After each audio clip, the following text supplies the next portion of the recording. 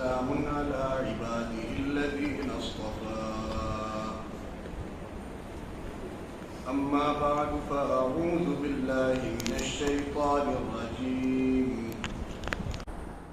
بسم الله الرحمن الرحيم قد أفلح المؤمنون الذين هم في صلاتهم خاشعون وقال الله تبارك وتعالى اتل ما أوحي إليك من الكتاب وأقم الصلاة إن الصلاة تنهى عن الفحشاء والمنكر ولذكر الله أكبر والله يعلم ما تصنعون وقال النبي صلى الله عليه وسلم يأتون على الناس زمان يصلون ولا يصلون صدق الله العظيم وصدق رسوله النبي الكريم ونحن على ذلك لمن الشاهدين والشاكرين والحمد لله رب العالمين.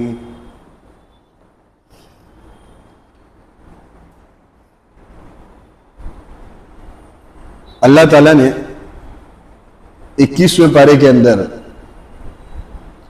یہ بات بیان کی ہے اور یہ حکم دیا ہے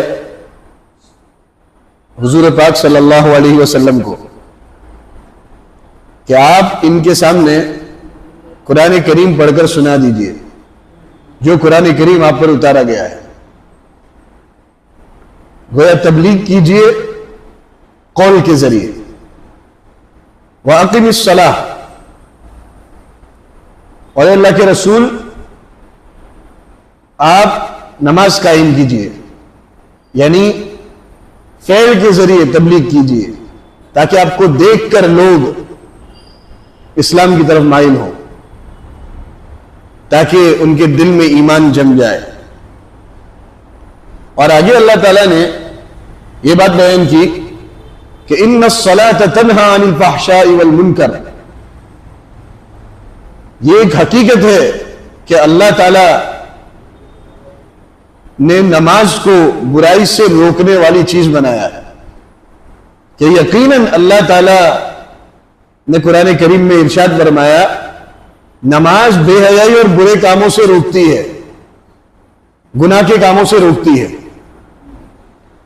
اس کا مطلب ایک تو مفسرین یہ بیان کرتے ہیں کہ جب تک آدمی نماز کی حالت میں رہتا ہے اس وقت تک وہ گناہوں سے محفوظ رہتا ہے اور اسے ساتھ ساتھ میں ثواب بھی ملتا رہتا ہے. ایک عبادت بھی انجام دے رہا ہے اور گناہوں سے بچ بھی رہا ہے. ایک مطلب تو اس کا یہ ہے.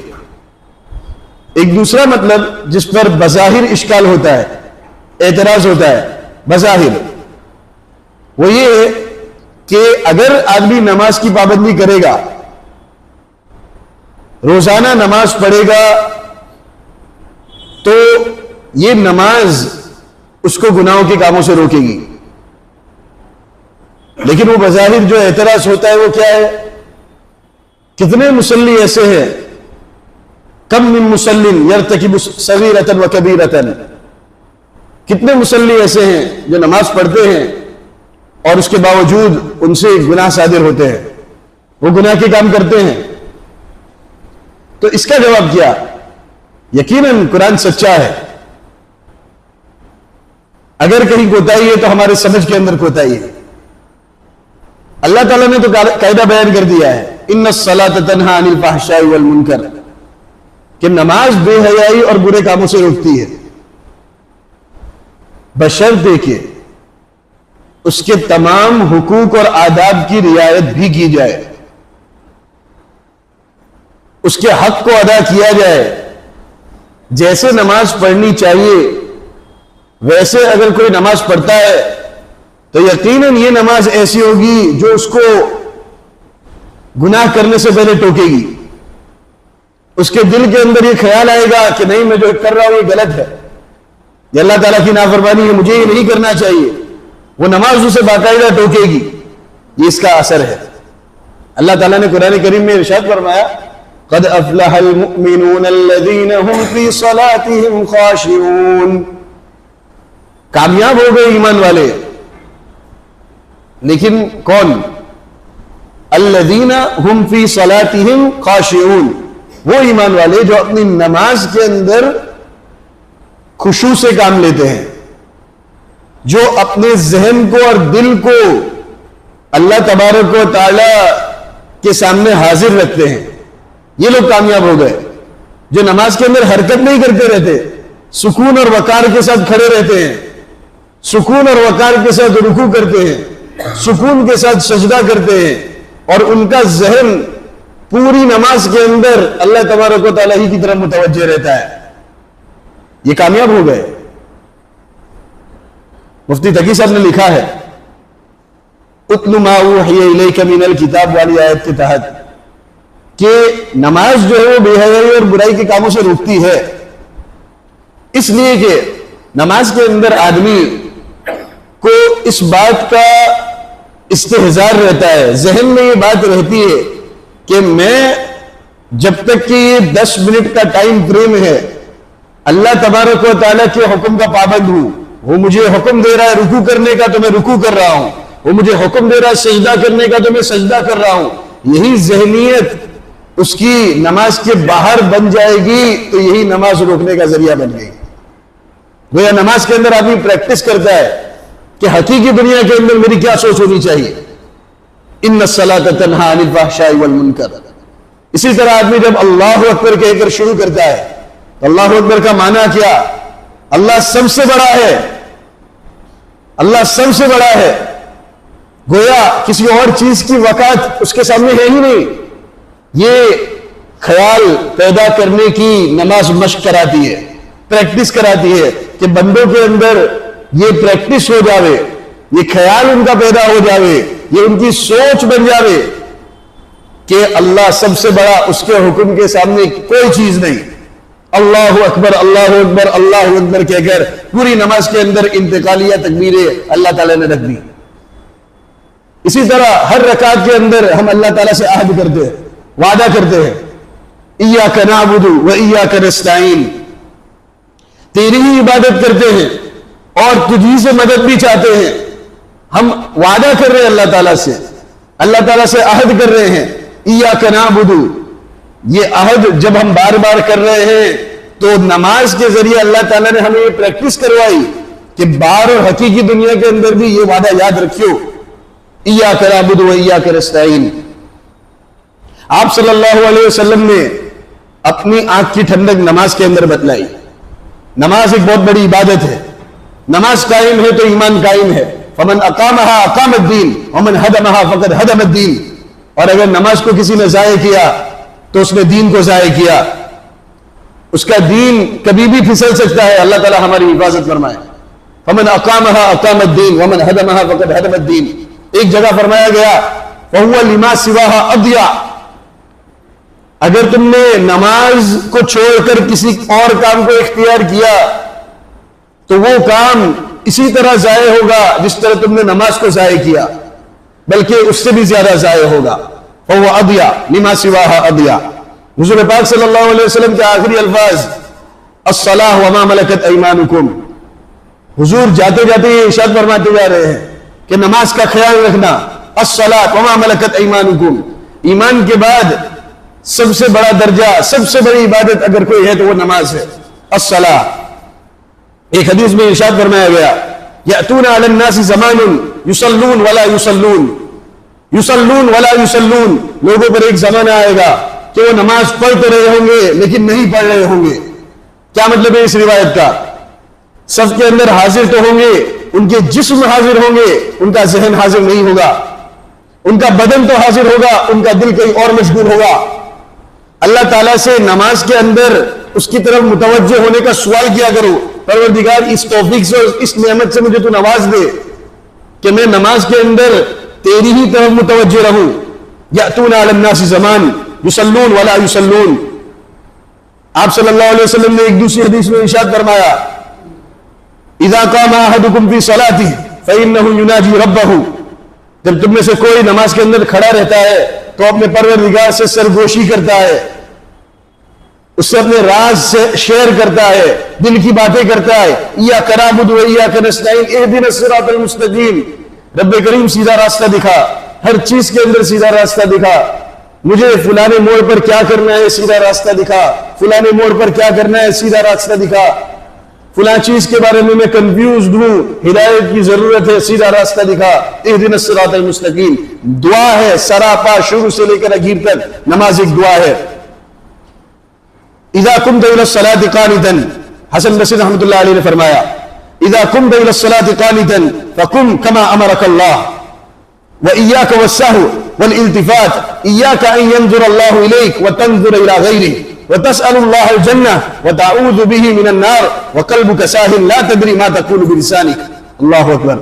جب آپ نماز کے لیے کھڑے ہوتے ہیں تو آپ کو اس طرح کھڑا رہنا چاہیے جیسے اللہ تعالیٰ نے آپ کو حکم دیا ہے کہ دل اللہ تعالیٰ کی طرف متوجہ ہو، اور غلطی کرنے سے بچو، رکعتوں کو بھول جانے سے بچو.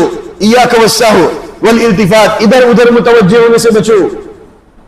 ایاک ان ینظر اللہ الیک وتنظر الی غیرہ، اس بات سے بچو کہ اللہ تعالیٰ تو آپ کی طرف متوجہ ہو رہے ہیں، البتہ آپ کی توجہ کہیں اور ہی ہے.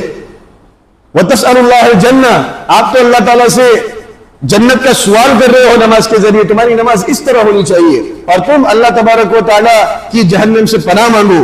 وقلبک ساہل لا تدری ما تقول بلسانک، اس حال میں جنت کا سوال ہو رہا ہے، اس حال میں جہنم سے پناہ مانگی جا رہی ہے کہ زبان سے تو الفاظ ہل رہے ہیں لیکن دل کے اندر پتہ ہی نہیں کیا ہو رہا ہے. آدمی کو معلوم ہی نہیں کہ وہ کیا کہہ رہا ہے.